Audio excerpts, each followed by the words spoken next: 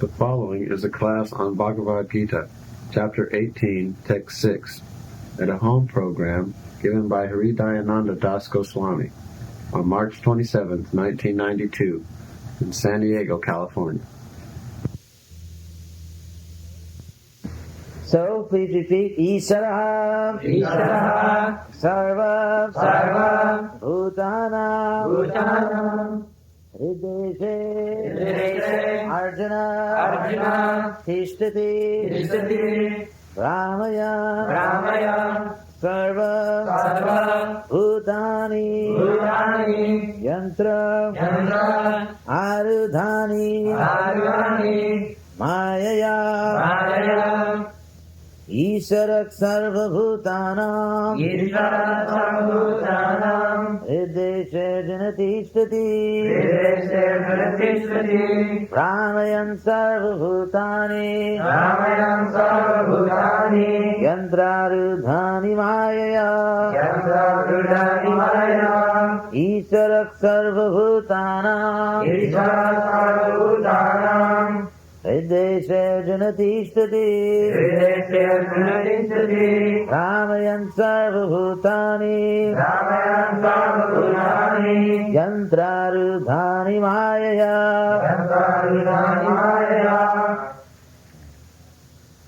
So, Srila Prabhupada's translation for this verse.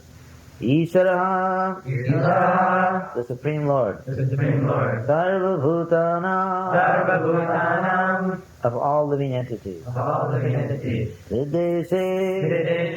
in the location of the heart, Arjuna, O Arjuna, Tishtati, resides, Ramayan, causing to travel, Sarva Bhutani, all living entities, Yantra, on a machine, Arudhani, being placed, Mayaya, under the spell of material energy. Translation, please repeat. The Supreme Lord is situated in everyone's heart. O Arjuna. And is directing the wanderings of all living entities. Who are seated as on a machine. Made of the material energy. The Supreme Lord is situated in everyone's heart, O Arjuna, and is directing the wanderings of all living entities who are seated as on a machine made of the material energy. Purport by His Divine Grace Srila Prabhupada. Arjuna was not the supreme knower, and his decision to fight or not to fight was confined to his limited discretion. Lord Krishna instructed that the individual is not all in all. The Supreme Personality of Godhead, or He Himself, Krishna, as the localized Supersoul, sits in the heart, directing the living being. After changing bodies, the living entity forgets his past deeds, but the Supersoul, as the knower of the past, present, and future, remains the witness of all his activities. Therefore, all the activities of the living entities are directed by this Super Soul. The living entity gets what he deserves and is carried by the material body, which is created in the material energy under the direction of the Super Soul. As soon as a living entity is placed in a particular type of body, it has to work under the spell of that bodily situation. A person seated in a high-speed motor car goes faster than one seated in a slower car, although the living entities, the drivers, may be the same. Similarly, by the order of the Supreme Soul, material nature fashions a particular type of body to a particular type of living entity so that he may work according to his past desires. The living entity is not independent. One should not think himself independent of the Supreme Personality of Godhead. The individual is always under the Lord's control. Therefore, one's duty is to surrender, and that is the injunction of the next verse. So, we'll read the next verse also, since Prabhupada talks about it. The next verse is, Tameva sharanam gaccha sarva bhavena bharata tat prasarat parang shantim sthanam prapyasi shasatam. O sign of Bharata, surrender unto him utterly. By his grace you will attain transcendental peace and the supreme and eternal abode. Purport by Srila Prabhupada. A living entity should therefore surrender unto the Supreme Personality of Godhead, who is situated in everyone's heart, and that will relieve him from all kinds of miseries of this material existence. By such surrender, not only will one be released from all miseries in this life, but at the end he will reach the Supreme God. The transcendental world is described in the Vedic literature as Tad Vishnu Paramang Padam, the supreme abode of Vishnu. Since all of creation is the kingdom of God, everything material is actually spiritual. But Paramang Padam specifically refers to the eternal abode, which is called the spiritual sky or Vaikuntha. In the 15th chapter of Bhagavad-Gita, it is stated, Sarvasya Chaham Hri Sannivishta. The Lord is seated in everyone's heart. So this recommendation that one should surrender unto the super soul sitting within means that one should surrender unto the Supreme Personality of Godhead, Krishna. Krishna has already been accepted by Arjuna as the Supreme. He was accepted in the 10th chapter as Param Brahma Param Dhama. Arjuna has accepted Krishna as the Supreme Personality of Godhead. Thank you. And the supreme abode of all living entities, not only because of his personal experience, but also because of the evidence of great authorities like Narada, Asita, Devala, and Vyasa. Ram Vishnu Padaya Krishna Prestaya Bhutale Srimati Bhaktivedanta Swamin Iti Namine Namaste Saraswati Deve Gauravani Pracharine Nirvishesha Sunyavari Paschatya Desha Tarine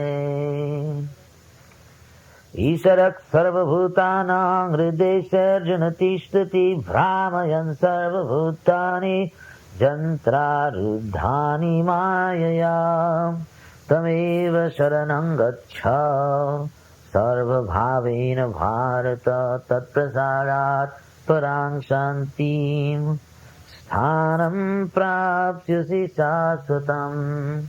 Oh, here's the best deal in town. Here Lord Krishna says, Tameva Sharanam Gaccha Sarva Bhavena Bharata. Go.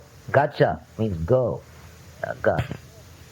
Go to him for shelter. Tameva. Tameva. Eva means alone. To him alone. To him alone. You don't need some other safety net. You don't need a contingency plan in case Krishna fails. Krishna will not be very interested in this kind of so-called surrender. Therefore, Lord Krishna, he says here, Tameva, to him alone, Tameva Sharanam Gaccha. And then again he repeats, or he emphasizes, Sarva Bhavena Bharata. Wholeheartedly, in all respects, Sarva Bhavena Bharata. So what happens then if you do that? What's the deal? Lord Krishna explains here, Tat Prasarat, by his mercy. Someone wants to come in?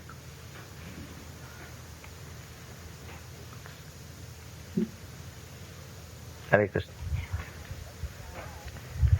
Tat Prasarat, by his mercy, Parang Shanti, supreme peace, Sthanam Prapsyasi Shasvatam. You will achieve the supreme peace and the eternal standing, the eternal abode. So sometimes there are foolish people that say, oh, why are you taking so much trouble to become Krishna conscious? Life is meant to enjoy. Life is meant to be peaceful. Why should you struggle to become Krishna conscious? Why should you worry about your conditioned state? Never mind. Just think you're perfect already. This is actually the teaching of a scoundrel. Just like, let's say you're sick and you go to a doctor. The doctor says, here, take this medicine, do this therapy. And it actually works. But some scoundrel comes along and says, no, you're going to listen to this doctor? Don't let him tell you you're sick. You're not sick. It's all in your mind. Don't bother with this medicine. Just enjoy it. No. It's a real disease. And the scoundrel, by telling you not to take the medicine, not to do the therapy, not to go to the real doctor, just think that you're already perfect when you're actually diseased, is actually killing you. So this is the practically the diabolical preaching. Self-esteem. The point is not simply to feel good about yourself. You have to be good. That's the point. It's not simply a question of feeling good. Maybe, Jack the Ripper felt good about himself. Or Adolf Hitler felt good about himself, so what? Things have come to such a self-indulgent, foolish position that people are more interested in feeling good than being good. So anyway, here, Lord Krishna says, Sasatang Sthanam. Sasatang Sthanam. Eternal abode. There's no eternal abode in San Diego County. People think if I leave Los Angeles County and come to San Diego County, now I've achieved Vaikuntha. Now there's no more anxiety. Or if I get enough money, then I'm liberated. Isn't it? They think that. If I drive a Mercedes-Benz and I have 4 arms. So these are the meditations of the materialists. Anyway, here, Lord Krishna says that this is such a deal. Lord Krishna says, you just take shelter of me, and I'll give you everything. Now, who else are you going to trust? Are you going to trust the U.S. economy? How many people went to college, got degrees, worked hard, got jobs, worked hard in the job, nice to the boss, on and on and on and on, and then suddenly they're laid off. Every day in the newspaper, isn't it? 10,000 laid off, 20,000 laid off. These are people that actually went through, sometimes 5, 10, 20 years of preparation or training. And then, boom, they're laid off. So, what is actual security? Here, Lord Krishna is making a statement. He's making an offer. Now the question is, do we take that seriously? Do we take him seriously? To what extent? To what extent do we take the Supreme Personality of Godhead seriously? Krishna wants to see that. He throws out this statement. Now he wants, he runs up the flagpole and he wants to see who's going to salute it. In other words, Krishna wants to see who takes him seriously. And he says in the previous verse, Isharak Sarva Bhutana. I'm the Lord of all beings, all creatures. Isharak Sarva Bhutanam Hrideshe. Krishna's in the heart. He's not just in your elbow or in your knee or in your liver. Krishna's specifically in your heart. Of course, he's everywhere, but why the heart? Because the heart is the center. The heart is where our consciousness is coming from. It's where all of our feelings are coming from. And it's where we're coming from, actually. That's where we are. We're in the heart. And Krishna's there. And he's sitting right next to us, thinking, this guy's a nut. Krishna's right there in your heart. It's that perfect example which the Vedas give that there's 2 birds in a tree. There's 2 birds in a tree. And Krishna's sitting right next to us, right now, right this second. Even as we're speaking right now, Krishna's right there. And he's watching what we're doing right now. Is this person going to fall asleep in the Bhagavad-Gita class? Or is he going to stay awake? Is he going to chant Hare Krishna? Is he going to eat too much? So anyway, Krishna is actually in the heart. At every moment, he's watching everything we do. He's watching every move. And, you're getting, he's taking score. At every moment, Krishna's keeping score. And they add the points up. And when you add the points up, if you get so many points, you're happy. And if you don't get enough points, you feel miserable and frustrated and everything else because you didn't get enough points. So it's very simple, actually. And these are the types of things that we should be thinking of. You don't have to run to the far ends of the earth trying to be happy.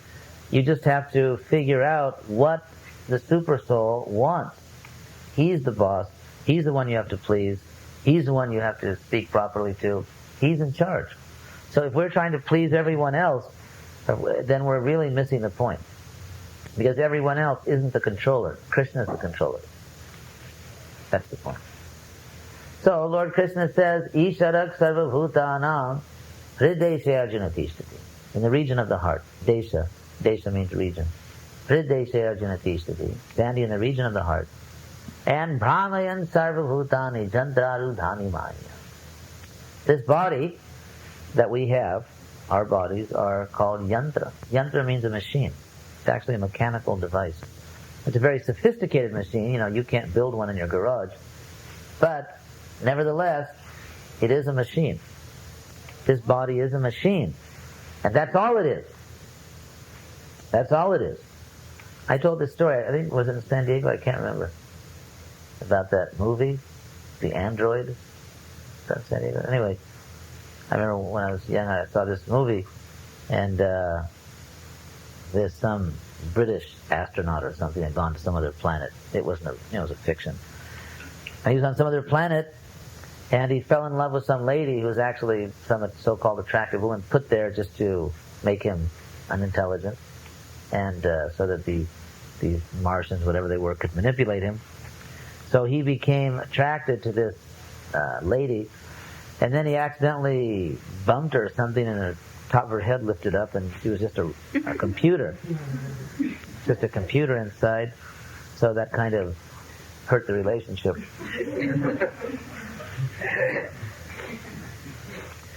He wanted his ring back or something. Anyway, so it turned out this lady was just a robot, it was just a machine. It wasn't a lady at all, it wasn't a person at all, it was just a machine.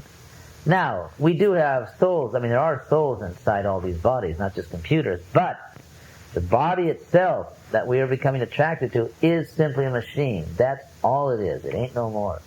It's simply a machine. And when we become agitated by these bodies, attracted, or vain about our own bodies, we are simply becoming machine conscious, really. We're really missing the point. We're missing the point. Simply to try to enjoy this body and to try to exploit someone else's body or try to get a partner in crime, which is called, romance. In other words, will you be my partner in crime? Oh, I thought you'd never ask, Henry. In other words, would you like to help me forget Krishna? Well, if you really want me to, and do you think you could help me forget Krishna? Yes, I'd like to if you let me. Anyway, this is kind of what's going on out there. So, it doesn't do any good to anyone to make them forget Krishna. That's not love, that's not affection, that's just old-fashioned stupidity.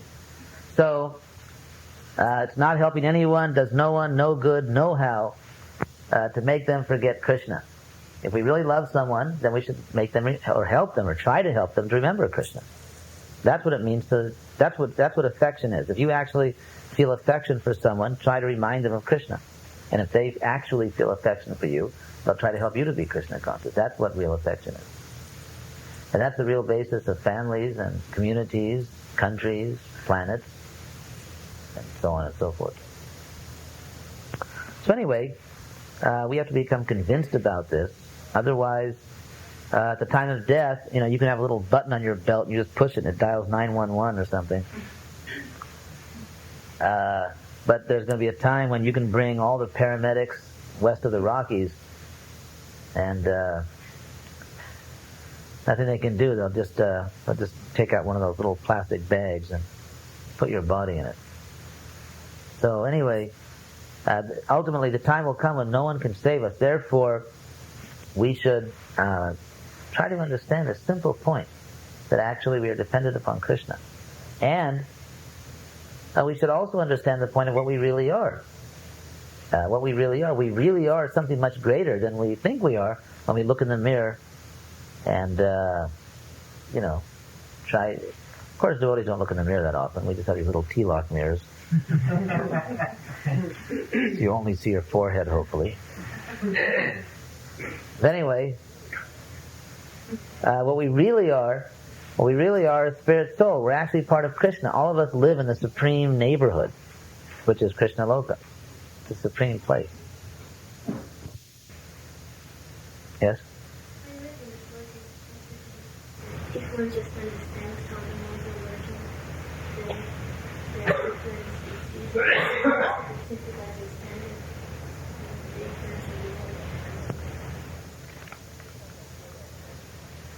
It's just like that story I told where the man fell in love with this lady and then found out she was a robot. It was just a big computer, a big pretty computer. So actually, as soon as he saw that, he thought, well, who wants to marry a computer? Of course, some people nowadays. Anyway. So, the idea is when you see the modes of nature, and you see that's all it is, that means, like for example, let's say someone is attracted to having a reputation, a nice reputation, which is a symptom of the mode of passion. I want everyone to love me. I want everyone to respect me. If they don't, I'll kill them. So, when you see this as a manifestation of the mode of passion, then to say that you see it as the mode of passion means that you don't see it as part of your real self. That's the idea. Because we are not modes of nature, no matter how much we'd like to be, or dream that we are. We actually are not modes of nature. We are spirit soul. So to say that you see it as the modes of nature means you don't see it as yourself. You see? And then you see that it's not yourself. And if it's not me, it's not me. Just like you're not going to invest any money in someone else's car. No matter how nice the car is, you're not going to... So that's a nice car, I think I'll put some new tires on it. But it's not your car. So the point is, when you see that that's not me, it's something apart from me, and that's one thing you see. And also, Krishna says, Mame Bhyak Param, that Tribhir Gunamayar Bhavar Evik Sarvamidam Jagat Mohitam. The modes of nature actually bewilder you. Because what the modes are simply, it's like a big laser show. They have these laser shows they do in the sky. It's really, if they do a big laser show in the sky and they do this picture of a big house, you're going to buy the house, take all your money out of the bank and buy it, and then you go back to the place where the sky was and, where'd the house go? You realize it was just a show, it's not really there. So in the same way, what is a mode of nature? A mode of nature is simply like a thin covering of what is basically just matter. It's just Prakriti.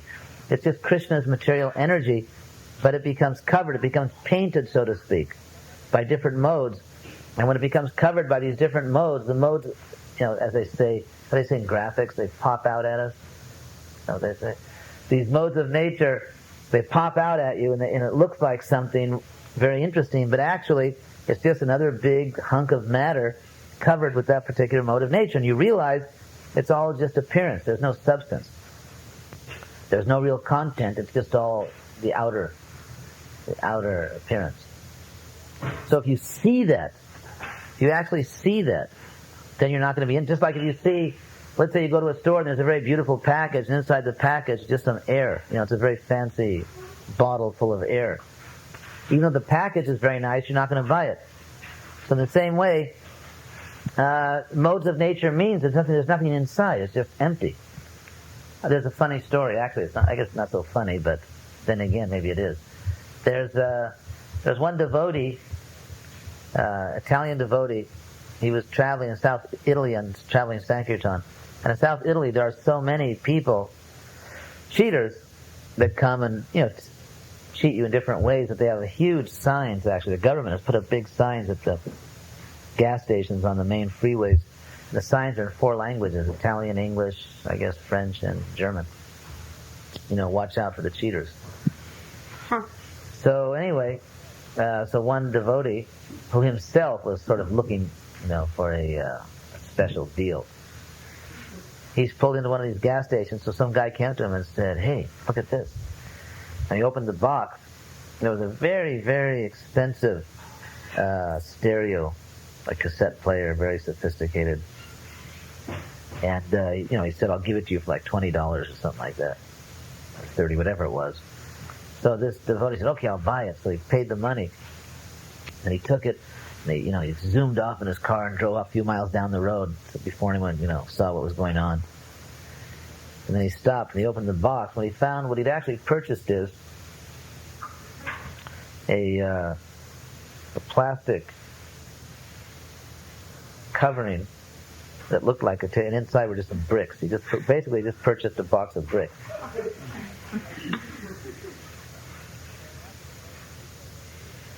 So that's what the modes of nature are. The idea is when we try to enjoy this world, basically in plain language, we're cheating. We're trying to cheat because this world belongs to someone else. It's just like, what if suddenly the police come and you're in someone else's house at 2 o'clock in the morning and you say, oh, this isn't my house. That's not funny. I thought must have come in the wrong door. Well, who's going to believe that?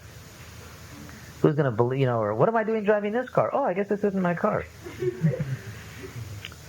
In other words, what are you doing there? What are you doing in someone else's house? What are you doing driving someone else's car? You have to explain that. In the same way, what are we doing with our fingers, trying to put our fingers in God's pockets? If you think about it, this whole world belongs to Him. I mean, every inch of it, every atom, every atomic particle, everything.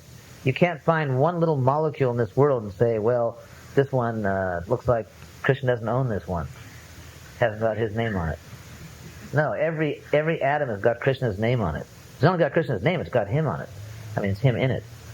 So I mean, anything you try to enjoy, you can take anything in your hand and say it's yours, but not only does it belong to Krishna, but it's Krishna in your hand. He's just looking at you and saying and thinking, you creep, what are you doing? Get your greasy hands off that. So the idea is that everything in this world actually belongs to Krishna. So when we try to enjoy things, whatever it may be, your body, someone else's body, this, that, the other, whatever it may be, whatever we try to enjoy, it belongs to Krishna. So because we're cheating, or trying to cheat, we get cheated, and we end up, buying a big box full of bricks, like that. We end up getting cheated, and all we get is a bunch of modes of nature, which is just like, there's nothing there. It's just... The modes of nature are simply appearances. It's just like a very subtle energy that just makes something look a certain way, but what's beneath that appearance is just a bunch of prakriti. It's the same old earth, water, fire, air. That's all it is.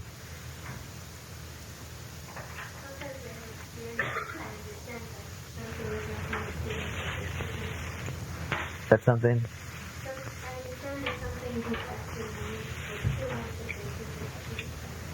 Yes. Arjun, huh? Sometimes, can you say it louder? Sometimes you understand, but still the modes get you, is it? You have to?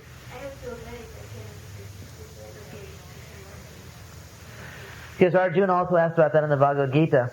He said, Kena, ata kena prayukto yang, papang charati purusa, anichanapi varsneya, baladi vaniyojita. He said, therefore, thus, kena prayukto yang. By what is someone entangled so that papam they commit sin? By what is it that entangles a person, or that somehow gets a grip on someone so that he commits sin? Anichanapi varsneya. Even not desiring to do it. This is Arjuna's statement. He said, anichanapi. Even not desiring it. Baladivan yojita. He's as if by force he's thrown into it. He's forced to do it. It seems as if by force someone is ordering him to do it or making him do it.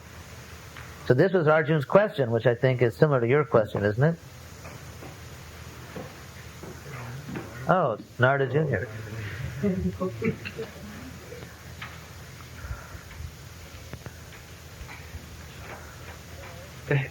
Thank you.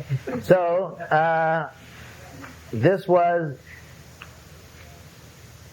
Arjuna's question, and Krishna's answer was, he said, Kama isha, krodha isha, rajaguna summa. It is lust. It's this lust, which is not our lust in a sense. We can say my lust, but really, thank God, it's not ours. In the sense that it's not really part of me. It has nothing to do with my real nature. It's just something I've it's like I brought this little, it's like bringing a little rattlesnake home for dinner or something, I mean, it's not. So anyway, Krishna says, Kama esha, Krodha esha, Rajo Guna Samudbhava. It is simply something born out of the mode of passion. And Mahasana, the all-devouring sinful enemy of this world. Mahasana, Mahapatma. Why is it all-devouring? Krishna says Mahasana, which means literally the great consumer, or the great devourer. Because it eats up, it's like acid that just eats away at your spiritual knowledge and your happiness. It just eats it away, it burns it up. This lust. As soon as lust comes into the mind, there cannot be spiritual knowledge in the mind, and therefore there cannot be actual happiness. Mahasana, Mahapatma, it's a great sin. Vidyena Mihabainam. And Krishna says you should recognize that this lust is your enemy. Otherwise it's like one of these crazy movies where, someone's out trying to murder someone else, and the person that he's trying to murder is so dumb, he invites him home and says, come on in. And meanwhile the audience is sweating and what's going to happen? So it's like that. You understand? In other words, this lust is actually our enemy. It's not our friend. And so therefore, we should let go of it. Krishna says, Jahi Shatru, conquer this enemy. So the very fact that Krishna several times says, conquer it, means there must be some sense in which it must be true that we can conquer it. Otherwise, why did Krishna tell us to conquer it? So how do you conquer lust? Krishna says, he gives that order, Jahi. Jahi in Sanskrit is a command. It means do it. Conquer this lust. So how do you conquer lust, which is so difficult? That's also explained by Krishna. He says, Daivi yesha gunamayi mamamaya duratyaya mameva je prapadyante mayam etam tarate. That this maya is very hard to get over. Krishna admits, yes, it's very hard to get over. But if you surrender to me, then you can get over it. So the trick is to surrender to Krishna, which is just what it says in this verse here. The whole secret is to surrender to Krishna. That's how you conquer lust. But you have to really tell Krishna that you want to get free of it, because actually to be attached to it means you don't want to give it up. You say, okay, I realize this is wrong, it's bad, it's Maya, but... And then you actually don't want to give it up. One doesn't want to give up this idea that I can enjoy. So you have to approach Krishna and actually beg Krishna to please take this lust out of me, and please free me from this enemy. So you have to believe Krishna. Just like your mother may have told you when you're young, don't take candy from strangers. So, do you believe her or not? So in the same way, Krishna is telling you, don't take candy from Maya. Krishna says, this lust is the enemy. Now the question is, do you believe that? Do you believe that? Or do you think within your mind that, well, I guess so, but... Maybe, we actually, if you think about it, maybe we don't really want to lose our lust. Maybe we think, well, I don't know. So, we have to become convinced. The devotee has to become completely convinced that I actually want Krishna. And if Krishna says, this is my enemy, I don't care how attractive something looks, I don't care how nice it seems, I don't care what my senses tell me, I don't care what my mind thinks, Krishna has said this, and therefore, no matter what my mind and senses dictate to me, this is nonsense. And I'm going to accept what Krishna says. This is surrender.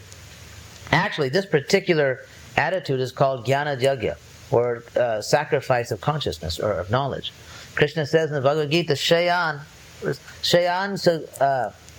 dravyamaya yajna jnana yajna param. Better than the sacrifice of material things, offering things in the fire, or giving material things. Better than that is the sacrifice of knowledge. But why is it better? Because Krishna says, Sarvam karmakilam partha jnane parisamapyate. Because after all rituals, all ceremonies, all activities culminate in higher consciousness. In higher consciousness and knowledge. So the real point is this knowledge. So when you make the sacrifice of knowledge, the jnana yajna, what does that mean, to make a sacrifice of knowledge? It means that you accept that whatever Krishna says is true. And to do that, you need a place to sit. To accept that whatever Krishna says is true, first of all, you have to know what Krishna says.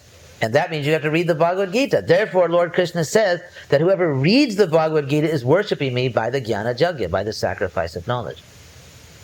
So this Jnana Yajna means to read Bhagavad-Gita and to believe it. Not just to, put a buck in the box and forget about it, and then, go read, some crazy magazine or something. That's nice, and it's better than not putting $1 in the box and reading the magazine. But what Krishna really wants us to do is to read the Bhagavad-Gita, and whatever Krishna says, do you accept it? If you accept it, then you're doing things right. So when Krishna says, this is right, that's wrong, this is going to put you in a big mess, this is going to liberate you, that's what intelligence means. Unless someone really understands this, that person is not intelligent. Doesn't matter what they think they are, or how many academic titles they have, or how much quote unquote life experience they have. It's all that is zero if someone doesn't know what's right and wrong, isn't it? I mean, if you think about it, if you don't know what's right and wrong, what do you know? So everything else is a farce. So anyway, this is Bhagavad-Gita. Yes. Maybe a wide-ranging question. How do you achieve surrender? You chant for 16 rounds a day, you go to morning programs, and still not have the slightest notion of what true surrender really is. Well, that's part of true surrender.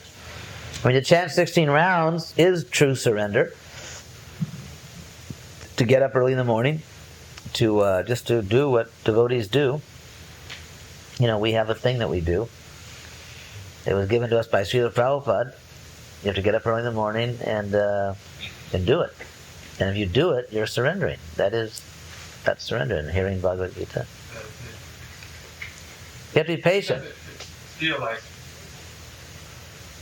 still feels completely unsurrendered and going. Well, but if you weren't doing all that, you wouldn't even know you're unsurrendered. It wouldn't even be an issue in your life. In other words, when you do all these processes, what happens is it gives you a very clear understanding of your position. So you can see, what am I doing over here? I should be over there with Krishna. But if you're not doing these things and chanting, you won't even realize that. You'll think, I'm doing all right. I just had sex, or I'm doing all right, I just took a drug, or I just made some money.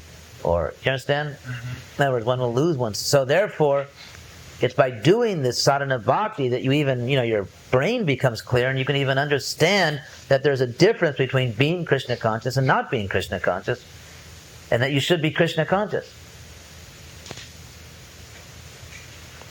Yes?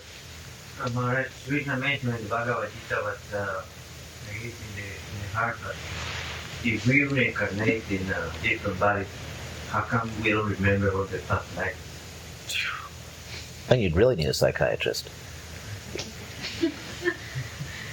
Actually, Krishna is very merciful. I mean, I can't think of anything more merciful than not having us remember our past lives. We already have so much false ego and so much confusion and so much trouble, chanting our rounds and hearing them, just thinking about the experiences of this life. What are you going to do with 50 mental platforms?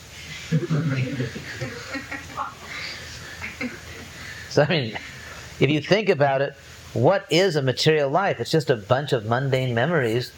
It's a bunch of mundane memories. It's a bunch of bodily identifications. It's a bunch of sentimental attachments to other people's bodies.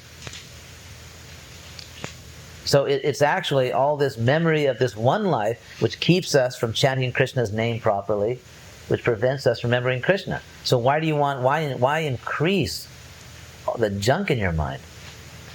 And if you think about it, it's actually a great act of mercy that Krishna allows us to forget all this. But you do remember indirectly through your conditioning. In other words, wherever your consciousness is right now, that is the cumulative point or result, materially and spiritually, of everything that's come before. From the spiritual point of view, whatever Krishna consciousness we have, that's how far you've gotten. That is the sum total of all that's come before in your practice. And even materially, the great discovery of modern psychology in the 20th century was that it's not only what you What's in the conscious mind is an unconscious or a subconscious mind, which may actually be making you do the things you're doing. So therefore, our conditioning in previous lives and our conditioning in Yamaraja's resort, where we've spent some unforgettable moments, all that conditioning is there. Just like some people are afraid of heights. Why are they afraid of heights? Because they fell off, some of them, or they were pushed up. Saw one bumper sticker that said, Humpty Dumpty was pushed. Anyway, so all that conditioning is there. So the essence of our past lives, is there. Whatever you did in your past life, whatever punishment you got from it, whatever little Krishna consciousness we developed, it's all there. It's all here in this life. That's what we are right now. Or that's the composite which makes up our present conditioned life. So everything's there. The details would simply create confusion. Yes? We understand that there's 400,000 different species. Is there a predominant desire that gets fulfilled in each one of those? Or a set of desires. Is it it's a special, unique set for each species? Yes, it's a unique set of desires and a unique set of suffering. A unique set of punishment. Learn a lesson or learn some type of lesson or way. Yeah, get whacked in a new way. Because every species has its unique suffering also. Yes? Off the topic of this, I'm listening to you on Tuesday night. I wanted to ask a question, but I was too scared. Got some friends tonight? One thing that's been coming up as a question in Krishna consciousness for me is that if we really believe in compassion, one thing that I don't get is how come there's been some you're telling the story about Arjuna and the burning of the conduit. Yeah, and why would they be? Why wouldn't they see that this is an ignorant soul, and why waste their time? In the history, there's been violence, but then the Gita and stuff, I don't get that. Dravida mentioned, didn't Dravida? He mentioned that also. Yes, it's a dramatic incident. There are different points. Number one, it's mentioned earlier in the Mahabharata that when the demons invaded the earth, which they did actually, many of them took birth in lower species of life. So it seems that in the Khandava forest, there was sort of a select group of people there who were being removed. And Krishna says in the Bhagavad-Gita, he comes to remove the demons. Also, because they died in Krishna's presence, they were actually liberated. So Krishna is so kind. Doing them a favor by getting rid of them. Yes, because what were they going to do with those bodies? Those were sort of no-win bodies. So Krishna is so merciful. That's why Krishna consciousness is so nice, because Krishna is actually the well-wishing friend of every living being. So Krishna's violence is not at all like ordinary violence.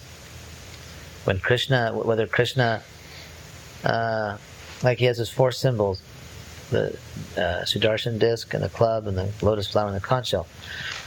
So with the lotus flower and the conch shell, he blesses the devotees, and with the club and the disc, he annihilates the miscreants. But actually, everyone is getting blessed. So Krishna is all good. So however you come into contact with Krishna, you get blessed. There's benefit. Yes? This refers to the previous question before hers. You were saying how our everything's carried over, from our last life, our material activities and our Krishna conscious activities. On what platform are the spiritual activities carried over? I know that Krishna explains that in the 6th chapter of the Bhagavad-Gita. That Hriyate Yavashopisa, Jigasurapi Yogasya, Shabda Brahmati Vartade. For example, ourselves, when we came into contact with this movement, we simply were drawn to it, isn't it? It's not something we calculated that much. Perhaps we calculated how to get away from certain people that might not want us to be Krishna conscious, but we were just drawn to it. And that's what Krishna, that's the picture Krishna gives in the Bhagavad-Gita.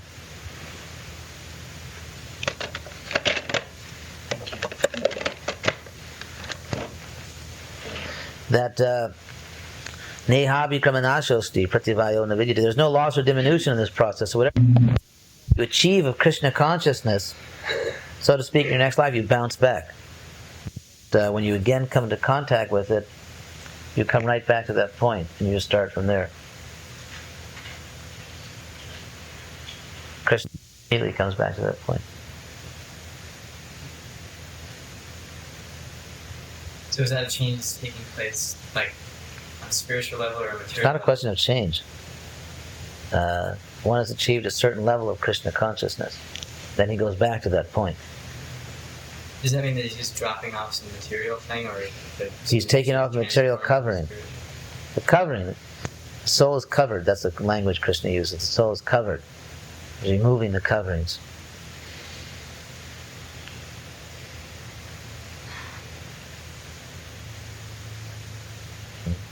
I'd like to ask about your Sanskrit studies at UCLA. Did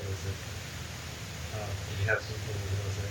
Was it strictly academic? My realization was, thank God I met Prabhupada.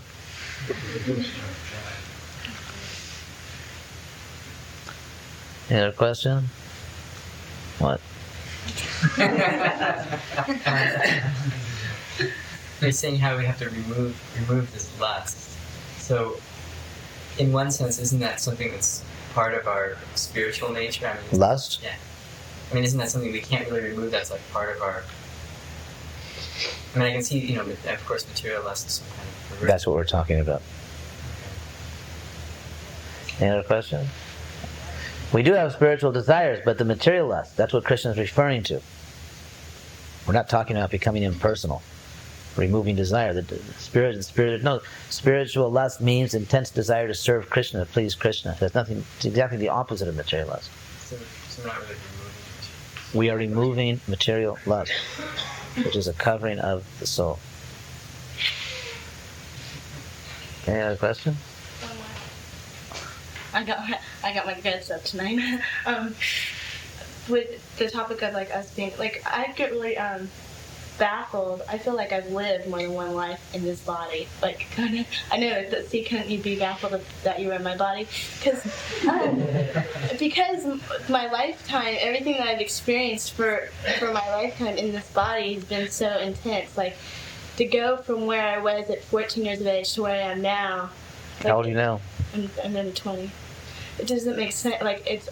I mean, I can't believe like if I knew about Krishna consciousness before, why didn't I get it like back when I was struggling so much? And then if I was struggling so much, how did I become so intensely aware to leave all the junk that I was involved in? Krishna has a program for everybody.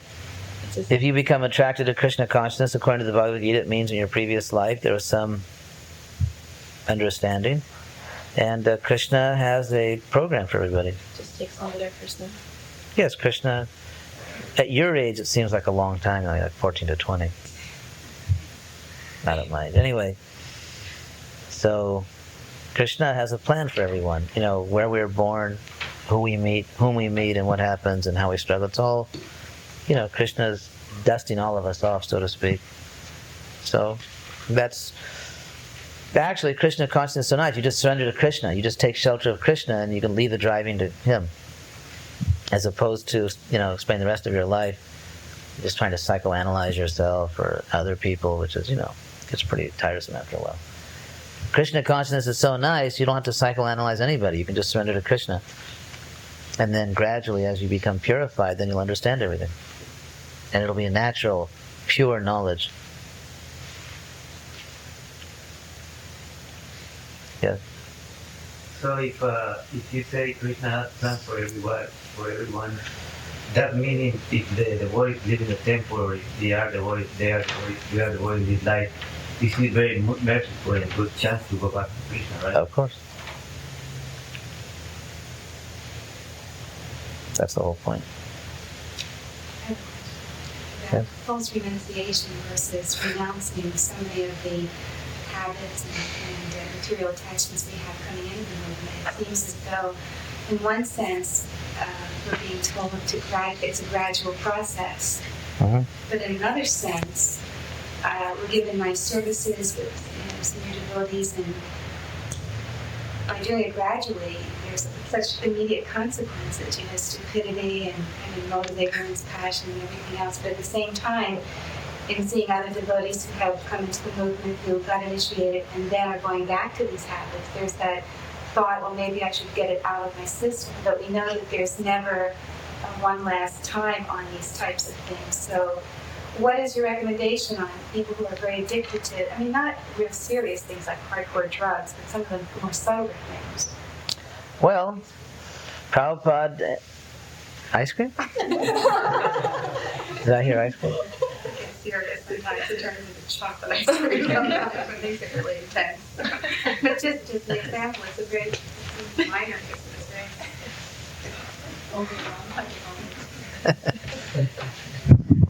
Anyway, Where you no longer tolerate it and you just get bombarded with all of these activities where you recognize either you do it or you might as well give up. Just give each point. no, you can't. There's no question of giving up. But dovetailing means that we have to really do everything for Krishna. For example, let's say someone is addicted to ice cream. So, although actually there are many milk sweets which Prabhupada introduced which are better than ice cream because they taste sort of like ice cream, but they're not cold. Actually, it's cold. Too many cold things puts out the fire of digestion. If you eat a meal and then have ice cream after the meal, it actually puts out the fire of digestion. You get stomach problems. So anyway, if you have a very strict principle that, okay, I'm addicted to eating nice things, because we say, after all, Dharma-dhi jivasati lobhamoy sudurmati. But of all the senses, the tongue is the most voracious and difficult to control. So it's understood, not only now here in Southern California, but even always, everywhere. The tongue is very difficult. So if you offer the food to Krishna with devotion, then in that act of offering, your lust to enjoy the food will actually be cleansed away. Many devotees have this experience that if you're in a kitchen cooking for Krishna, you don't get hungry. Actually, your appetite diminishes. This is practical. So that's why the principles are so important. If we stick to these principles, then actually these desires will diminish if we're sincere. So we shouldn't become hopeless. We shouldn't be impatient. It's miraculous. There are many verses that talk about that in the Bhagavad-Gita, that the effects of chanting Hare Krishna, the effects of serving Krishna, cannot be duplicated or imitated by any other yoga process. There's one beautiful verse, Jatpada, what is that? Jatpada pankaja palasa vilasa bhaktya karmasayam gratitamud gratayanti santa tadbandha riktamatayo jatayo piru dhaso tu gana samaranam bhajavasudevam. Worship Krishna because even the great sages and yogis cannot uproot from their hearts these very deep-rooted material desires the way that the devotees do simply by worshiping his lotus feet, hearing about Krishna, hearing about his activities. So it's very miraculous. In this age we are so addicted, we are so fallen, and yet this process is so powerful that if one sticks to the principle of worshiping Krishna, Prabhupada said, no matter what, go on chanting Hare Krishna. So if we stick to this principle, then actually the heart will be changed. I have a question. Yes. What do you look for when a devotee says that they want to take initiation from a guru? Oh, they're banking. What do you look for when somebody asks you that? The main thing is they have to chant 16 rounds, follow the 4 principles. And also important thing which I've learned to look for over the years by a lot of good and bad experience is they should be recommended by some senior Vaishnava. In other words, the ability to make a favorable impression on some senior Vaishnava with whom you're living, or you live in that area, temple present, whatever, is actually it's a very important thing, very crucial thing actually, because it forces one to to learn this very, very basic fundamental principle of service to other devotees. Do you ask the devotee to wait for a year to write you? Oh, I just go by the book. It's according to the rules of ISKCON now.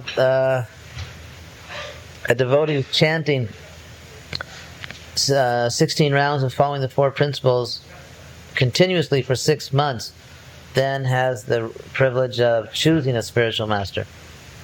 So then, they have to do it at least for 6 months or longer. Then once they choose a spiritual master, then there's another 6 months. And in fact, that was clarified at the GBC meeting. I just saw the minutes of the meeting. Because what was happening sometimes apparently is that the total time has to be 1 year. In other words, you have to be chanting and following the principles for 1 year.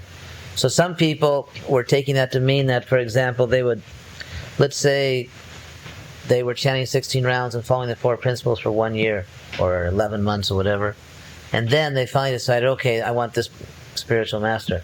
So then 1 month later they'd be initiated. So the objection to that was that even though they had met the requirement of 1 year, they'd only really had a relationship with that spiritual master for a very short time. And that was considered to be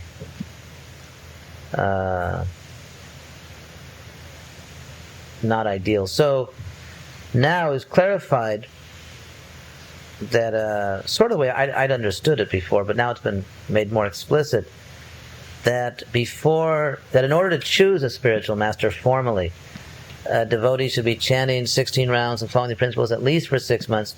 And the reason that rule was made, because it was considered that unless someone's doing that for at least 6 months, they probably can't make a really informed decision.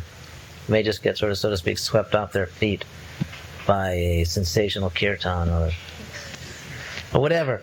So, sort of balance out the charisma factor or whatever. So, anyway, so that's the rule. Consider that at least for 6 months, to follow the principles. Then hopefully, some people even think, well, even that's not that much time, but at least after that much time, hopefully you can make more or less an intelligent decision. And then, once you've made that decision, you have to actually be committed to a particular spiritual master for at least 6 months. And of course, that should also be with the blessings of the local authority, wherever a devotee is. As I said, my experience has been that that's actually very important, because in the past, I didn't really require that. I just said, well, it's better that way, but if not, then, never mind. And I found that in almost all cases, the candidates that did not have the blessings or the recommendation of the authorities, whatever, either a temple president or maybe a GBC representative or someone that knew them, that almost in all cases they didn't end up so well. Do you pick your devotees? Do I pick them? Do you, if somebody's biased, have you turned people down? No. Do you have certain qualities that you look for in a devotee? My personal understanding is that if someone meets all the requirements of ISKCON and they follow the rules and principles and they appear to be sincere, then I feel that they deserve to be initiated. I suppose the only reluctance I might have would be in the case where I got a strong impression that a devotee didn't really understand what it meant to accept a spiritual master, or wasn't really inclined to surrender to a spiritual master, but they and that would be not just by some telepathic realization I got, but based on their behavior, some like not really understanding Vaishnava etiquette, and so on and so forth. Do you have a lot of disciples? Well, how many is a lot? I guess I do. Relatively speaking. Although, since you're asking all these questions, I guess I'll answer them.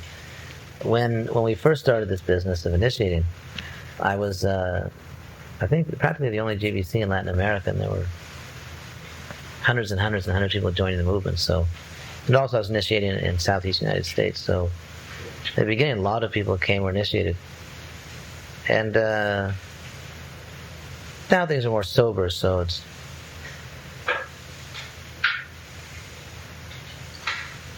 That answer your question?